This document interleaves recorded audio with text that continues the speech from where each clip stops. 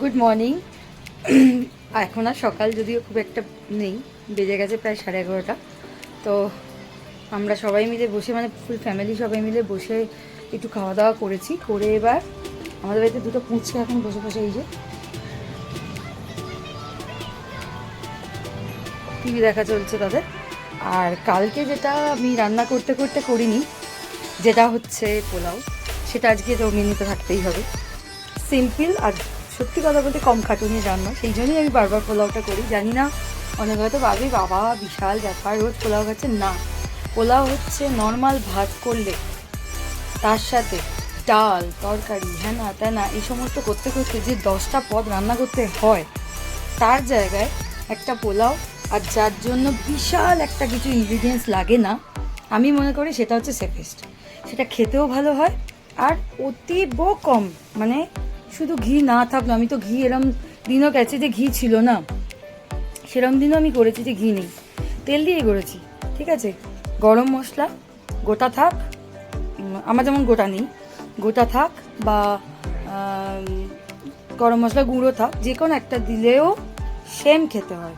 এরকম কোনো ব্যাপার না যে বললাম না, আমি সবসময় সেরকমই যা আছে আমি তাই দিয়ে রান্না করি। আমি এই নয় যে ওটা নেই, ও বাবা তাহলে তো এই রেসিপিটা হবেই না। কিন্তু আমার এখানে পোলাওয়ের জন্য দেখো, যদি কালার না থাকে হোয়াইট পোলাও করব, সাদা রঙের পোলাও করব, যেটা হয় হয়তো সবাই তো খায় সাদা পোলাও। লাগে কি বেসিক জিনিস, নুন চিনি একটু তেল আর মানে তার যে চালের কোয়ান্টিটি নিয়েছি সেই কোয়ান্টিটি অনুযায়ী জল, ব্যাস। এটা ছাড়া তো পোলাওয়ের জন্য আর কিচ্ছু লাগে না। এবার যদি কেউ বলে আমি একেবারে অথেন্টিক সেই গন্ধ দেখাবো, বিরিয়ানির আতর দিয়ে দাও। যদি বিরিয়ানি মশলা কোনো দিন রাখো, বিরিয়ানি মশলা সেই আতরটা দিয়ে দাও ওর মধ্যে, ব্যাস তাহলেই হয়ে যাবে। তো চলো আজকে আমি সিম্পল ওয়েতে কীভাবে করছি আমি তোমাদের সঙ্গে দেখিয়ে দিই। আমার অলরেডি প্রসেসিং স্টার্ট হয়ে গেছে, দেখো।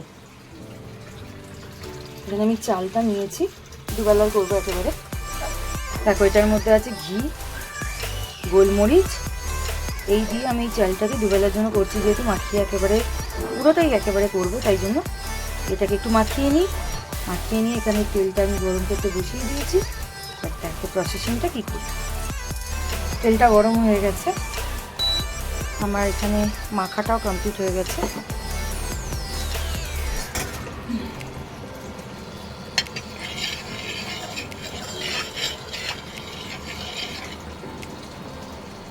এবার এর মধ্যে এই তেলটার ভেতরে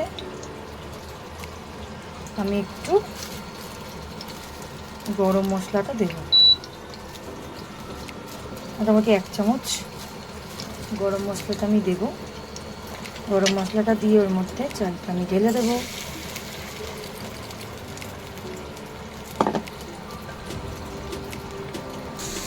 এইবার শুধু কষানো হবে, এটা একটু কষিয়ে নেবো, কারণ ঘি যেহেতু আছে একটু কষিয়ে নেবো।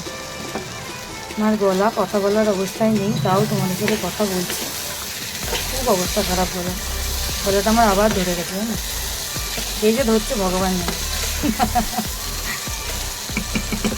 এটাকে ভালো করে কষাই, তারপরে আসছি আমি তোমাদের দেখাচ্ছি আর কি করবো। এই যে আমি এই কাপে 2 কাপ নিয়েছি, তাই জন্য এখানে জলটা নিয়েছি আমি, সরি 1 কাপ চাল নিয়েছি যেহেতু, সেই জন্য এখানে 2 কাপ জল আছে। তো জলটা আমার রেডি হয়ে গেছে। আর এখান থেকে এইটা সামান্য একটু নাড়ানোতে এত দারুণ স্মেল আসে না যে কি বলবো। এটা গরম মশলা গুঁড়ো বলে কিন্তু এটাতে আরও বেশি দারুণ স্মেলটা আসছে, গোটা দিলে এতটাও আসতো না, এটাতে বেশ ভালো স্মেলটা আসছে। তো অনেকে গরম জল দেয়, আমার এখনও জলটা গরম করা হয়নি, তো দরকার নেই, আমি ঠান্ডা জলটাই দিয়ে দেবো।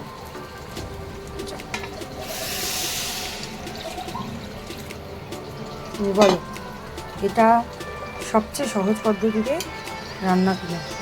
এবার আমি এটাই কি করবো, একটু দুধ কাঁচা থাকলে কাঁচা, বা যদি জাল দেওয়া থাকে তাতেও অসুবিধা কিচ্ছু নেই, খাবার টেস্টের কিচ্ছু এরপরে হয় না। ওর মধ্যে যেমন বিরিয়ানিতে করা হয় না যে আতর রং, বা আমার যদি কেশর ডাস্ট আছে তো আমি কেশর ডাস্টটাই দেবো। তো এর মধ্যেই আমি একটু ওই দুধ, আর ওটার এখন প্রিপারেশন রেডি করা হয়নি, ওটা করে তারপরে তোমাদের দেখাচ্ছি। আচ্ছা, এর মধ্যে আমি একটু দুধ, একটু ওই কেশর কালার নয়, কেশর ডাস্ট, আর 2-4টে কিশমিশ ছিল, সব মিলিয়ে দিয়েছি। একদম অবস্থা দেখো, শর্ট এতটাই শর্ট, টপাস করে পড়ে গেল শর্টটা। আর ব্যাস, আচ্ছা চলো, এটা রেডি করা হয়ে গেল। এটা আমি একদম একটু পরে দেবো। এর মধ্যে একটু নুন দিয়ে দিই।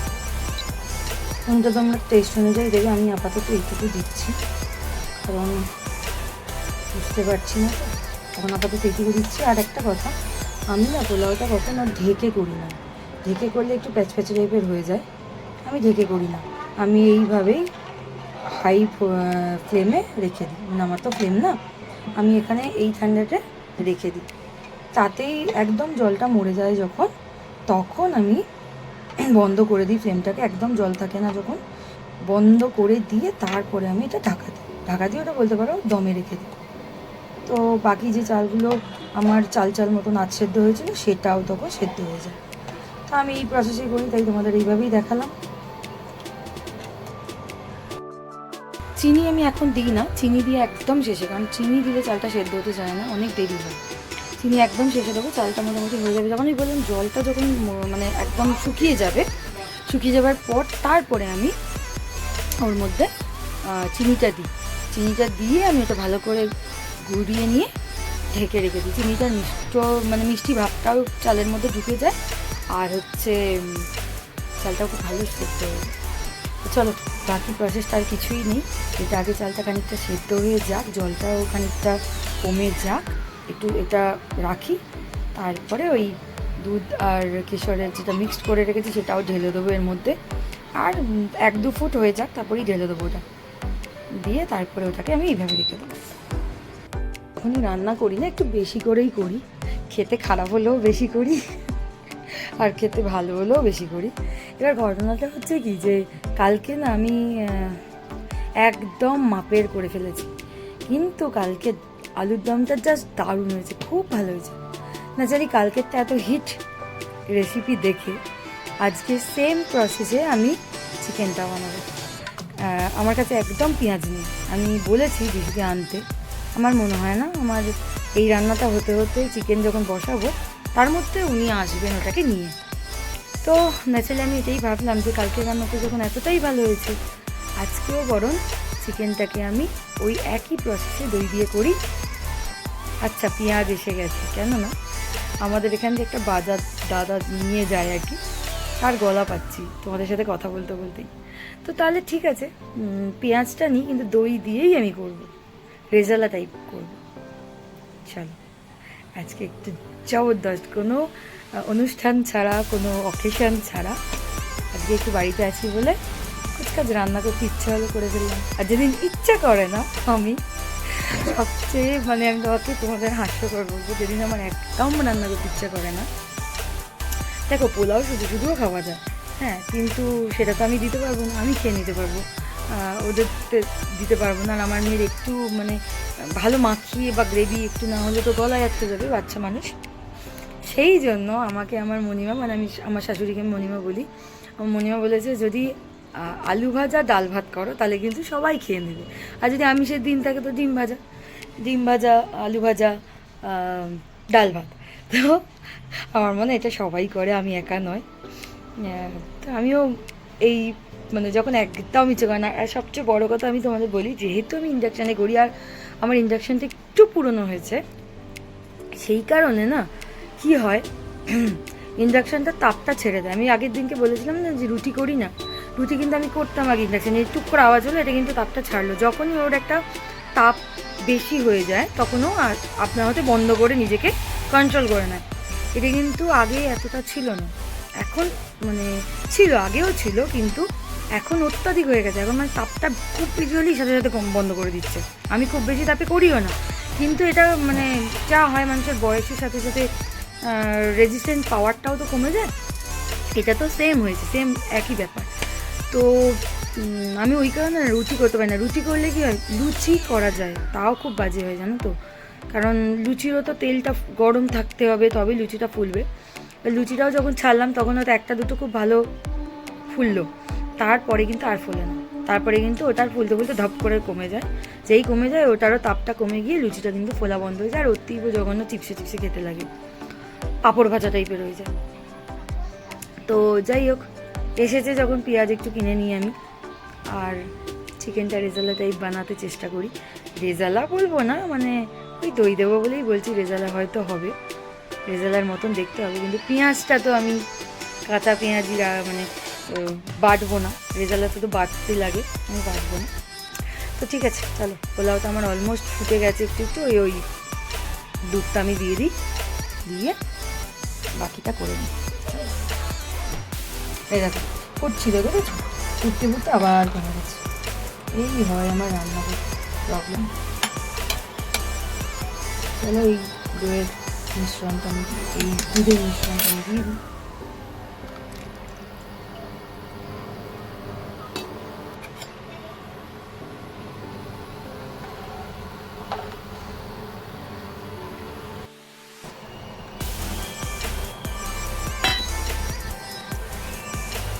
নুনটা একটু টেস্ট করলাম, ঠিকঠাকই আছে।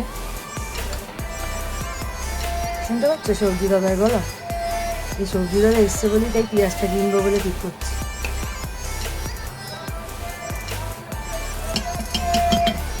চলো জিজ্ঞাসা করি তার কাছে পাওয়া যাবে কিনা পেঁয়াজ।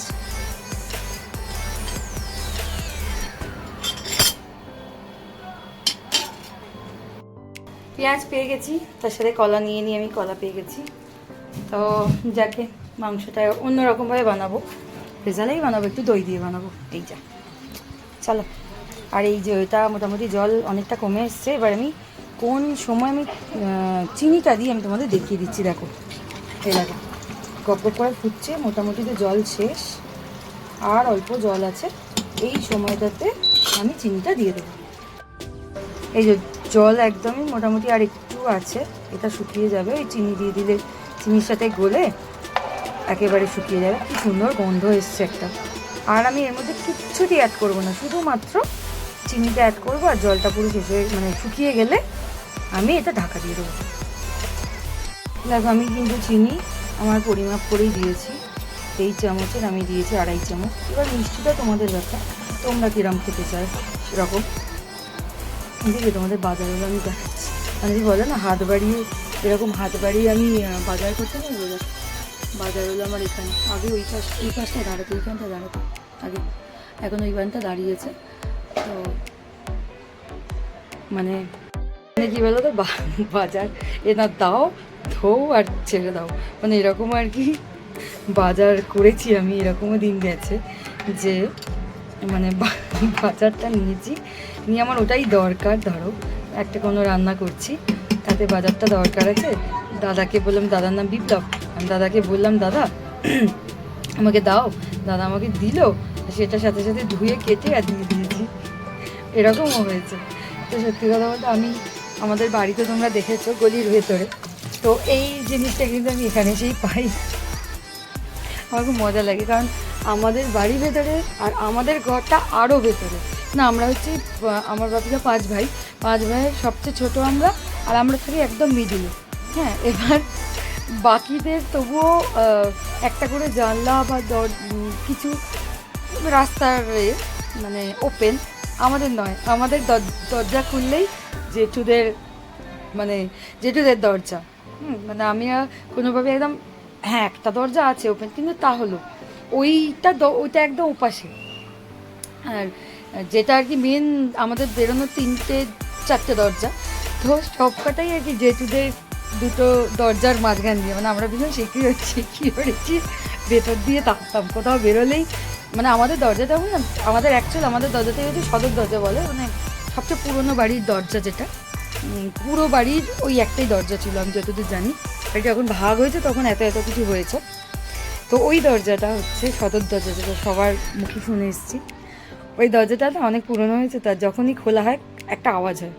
ওই দরজাটা যখনই খুলতাম ছোটো বয়সেও, আমার জেঠিমা, আগে তো সবার দরজা খোলাই থাকতো, সব জেঠিমাদের দরজা চলে, সব কিছুই খোলা থাকতো, নিজেদের সব পুরোটাই ওপেন থাকতো আর কি, যাকে বলে যে যখন যার ঘরে যেমন তেমন করে ঢুকে পড়তাম, নকও ওইভাবে করার কোনো প্রয়োজন ছিল না, এই সেই।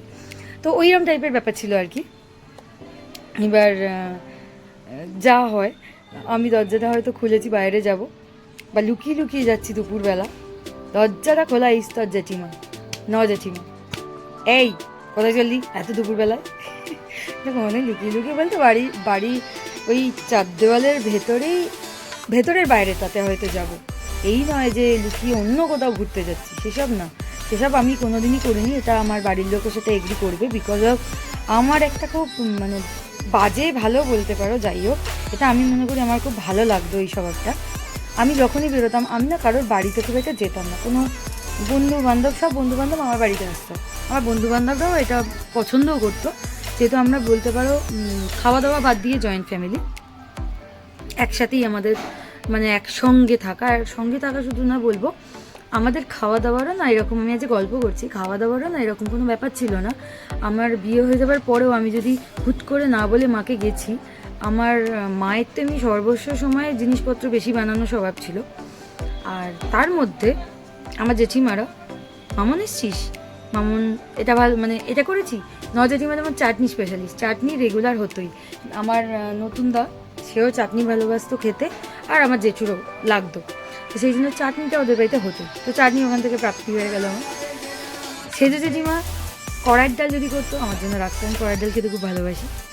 আবার মেজো জেঠিমা, সেও যদি কিছু করতো সেও রাখতো, সেও দিত। আমার বড় জেঠিমা বহু ছোট থাকা অবস্থায় মারা গেছেন, কিন্তু ও তার ছোটো বৌমা আবার আমার মানে বন্ধু বলতে পারেন, কারণ ও আমার সমবয়সী মতন, ও আমার চেয়ে অনেকটাই বড়,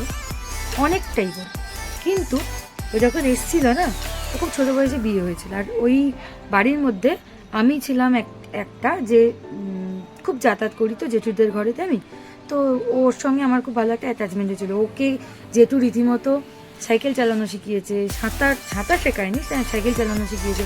আমাদের খুব গঙ্গায় যাওয়া ছিল, আমি বড়জেঠুর সঙ্গে খুব গঙ্গায় যেতাম, তো বড়জেঠুর ওটা ছোটো বউ, এবার ও আমার সাথে খুব সাইকেল চালাতো, গঙ্গায় যেত, ওর বাপের বাড়িতে যখন যাবার হতো আমি ওর সাথে যেতাম, মানে আমি ছিলাম ওর সঙ্গী, সত্যি কথা বলতে। তো সেই জায়গায় ওই বৌদি মানে সেও আর কি আমায় খুবই ভালোবাসে, বলবো না যে বাসে না, খুবই ভালোবাসে। কোনোদিন আজ অবধি তার মুখ থেকে আমার সম্পর্কে একটা বাজে কথা কেউ বলতে পারবে না যে শুনেছে, কোনোদিন কেউ বলবে না আমার নামে একটা কোনো বাজে কথা, কোনোদিন আমার ওই বৌদি নাম অতসী বৌদি কোনোদিন বলে না। আর তার মেয়েরাও এখন শুনেছে তুমি আমার মায়ের বন্ধু ছিলে, আর হ্যাঁ বন্ধু ছিলাম, কেন বন্ধু আছিও, এখন একটু আসা যাওয়াটা কম হয়, তাই নয়তো গেলে আমরা বৌদির ঘরে গিয়ে কথা, নয়তো একটু আড্ডা আওয়াজ। আমার দিদিরা যেরকম আমার কাছে, আমার বৌদিও সেরকম কাছে। বাকি বৌদিরা দেখো, বাকি বৌদিরাও আমার খুব প্রিয়, খুব ভালো আদরে, কিন্তু তাদের সাথে ওই ব্যাপারটা হয়ে ওঠেনি। বন্ধু দেখো, আমার বৌদিরা আমাদের থেকে, বাকি বৌদিরা আমার থেকে অনেকটাই বড়, এই বৌদিও বড়, বাট ওই বৌদি আরও বড়, ওই বৌদিরা।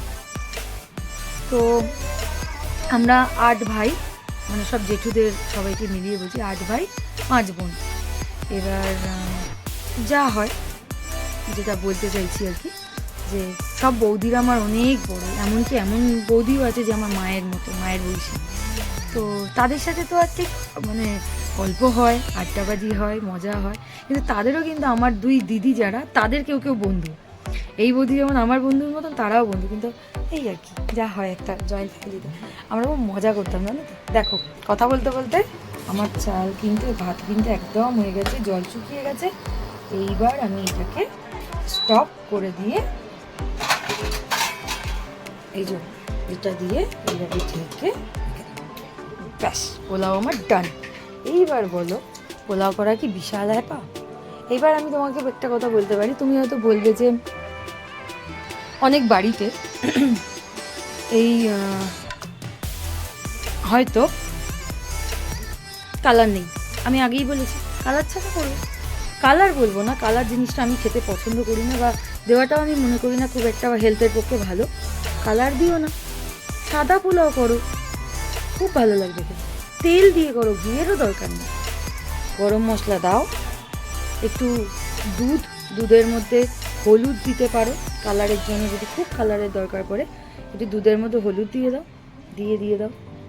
আমি ওই হলুদ যদি দাও না, তাহলে আমি তোমাকে একটা কথা বলতে পারি, যে যদি মিঠা হাতও থাকে ভালো কথা, যদি নাও থাকে এই যখন প্রথম জলটা যখন মেশাচ্ছি আমি তখনই ওটা দিয়ে দেবো, যখন মানে কষানো হচ্ছে না তখনই হলুদ দিয়ে দেবো, কেননা হলুদের যে কাঁচা গন্ধটা ওটা চলে যাবে এই কষানোর সময় যখন ঘি দিয়ে মাখানো। আর তোমরা চালটাতেই হলুদ দিয়ে দেবে, চালটাতে হলুদ দিয়ে ভালো করে ঘি দিয়ে ভালো করে মাখিয়ে নেবে, তাহলেও হবে। তো চলো আমার মতন পোলাও করে দেখো, খুব ভালোভাবে খুব সহজ পদ্ধতিতে পোলাও করতে পারবে। পোলাও তো ডান, এবার আমাকে যেতে হবে চিকেনের রেসিপি করতে। অলরেডি 12:30 বাজি, কিন্তু চলো ঝটপট করে ফেলি। যেভাবে আলুর দম করেছি সেম প্রসেস, তাই আমি চিকেনের ক্ষেত্রে অতটা দেখালাম না। আলুটা ভেজে রেখে দিয়েছি আর পেঁয়াজ ভেজে ওর মধ্যে চিকেনটা দিয়েছি, ওর মধ্যে দেখাচ্ছি। তারও চিকেনটা আমি এবার ওই পেঁয়াজ রসুন দিয়ে এবার ওই কষাচ্ছি আর কি। আর মোটামুটি তোমরা দেখছো খুন্তিটা নড়ছে, এটা কিন্তু আমার হাত নড়ছে না। হ্যাঁ, এই যে আমার পাকা বুড়ি রান্না করছে, বিশাল টেস্ট আরও বেড়ে গেল পাকা বুড়ি রান্নার জন্য। দেখো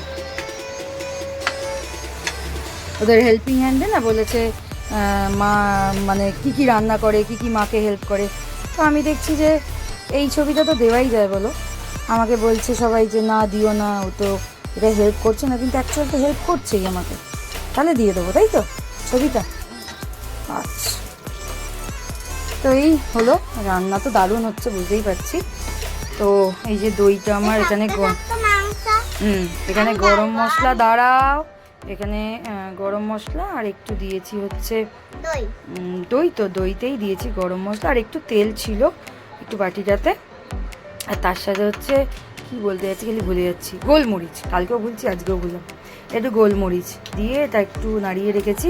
এই দইটা আমার খুব ভালো লেগেছে, বেশ খুব একটা বেশি টক ভাব নেই। আর দ্বিতীয় কথা হচ্ছে চিনি ছাড়াই খাওয়া যাবে। আর দ্বিতীয় কথা হচ্ছে এটা ভীষণ এমনি, আমি এটা কিন্তু ফ্যাটাইনি, তো এইরকম টাইপের ক্রিমি টাইপের, বুঝতে পেরেছো? ওরে এটা সরাস না, কেন সরাচ্ছ? আরে বাপরে, বুঝতে পেরেছো আমার মেয়েকে কেন আমি বকি? কিছু খেতে আবার হাত বাড়াচ্ছে, একবার সরালাম হয় না, ও কাণ্ড কারখানা মানে হঠাৎই এখানে দাঁড়িয়ে থাকে, এমনি চোখ দিয়ে দেখবে তো, দূর থেকে দেখো। এখানে আলুটা ভেজে রাখা আছে। আর দেখো নুন মিষ্টিটা আমি আমার পরিমাপ মতন দিই, তাই আমি অত ভালো করে দেখাচ্ছি না। নুন মিষ্টিটা তোমরা তোমাদের পরিমাপ মতোই দেবে।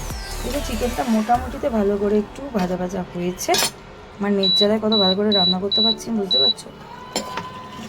এই জিনিসটা মোটামুটিতে একটু জল ছেড়ে দিয়েছে, যে কিন্তু আমি জল এখনও দিইনি। আদা রসুনের পেস্ট দিয়ে আর পেঁয়াজটা দিয়ে আমি এটা নাড়াচ্ছি। আর এরপরে এই যে হলুদটা দিয়ে আরও ভালো করে একটু কষিয়ে তারপরে জল দেবো।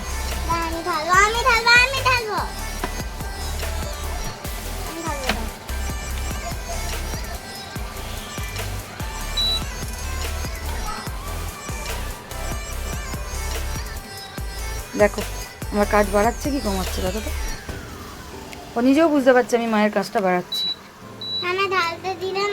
তা কে ঢাললো প্রথম কথা, দ্বিতীয় কথা হচ্ছে কে ফেললো?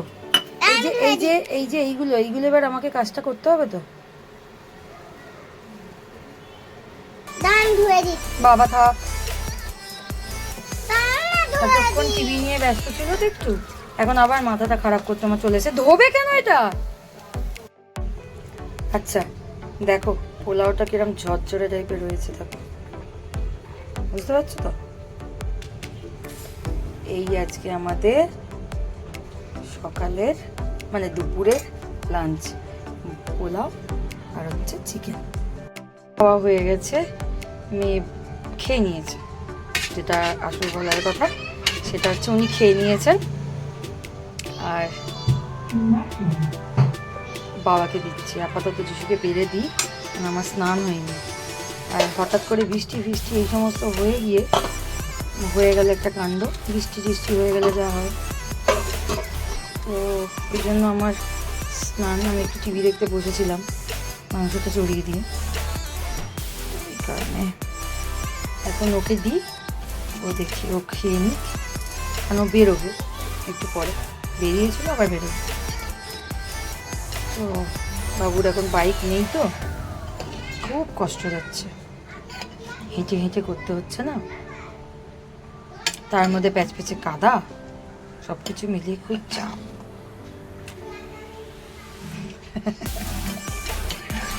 রাখকে চলো, আমি বেড়ে দিয়েছি, এবার ওকে দিয়ে দিই, খেয়ে নিই। আমের কাণ্ড দেখেছো, কেউ যদি বসতে যায় এটা না দেখে কি হতে পারে। যাই হোক, আমি দিয়ে দিয়েছি আর মানুষটাকে দেখাতে পারছি না, কারণ সেই একই গল্প।